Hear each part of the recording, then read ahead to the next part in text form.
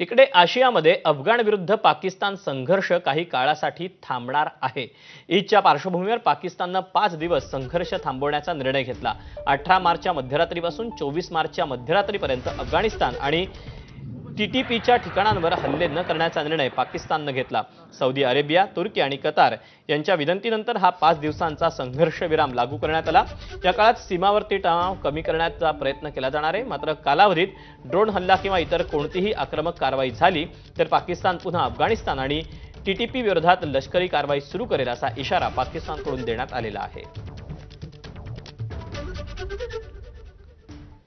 अफगाणिस्तानची राजधानी काबूलमध्ये मोठ्या प्रमाणावर मृत्यू झाल्यानंतर सामूहिक अंत्यसंस्काराची तयारी सुरू करण्यात आली। बुधवारी शहरातील एका स्मशानभूमीत बुलडोझरच्या सहाय्याने मोठे खड्डे खोदण्यात आले।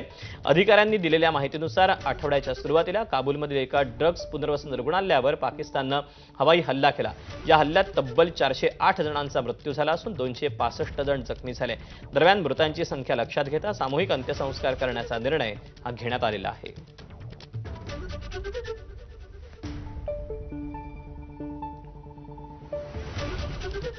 आणि आता राजकीय वर्तुळातल्या काही विशेष बातम्या पाहूया। महायुतीतल्या बड्या नेत्यांचे दिल्ली दौरे आणि ऑपरेशन टायगरचे वारे असं काहीच चित्र सध्या राज्याच्या राजकारणात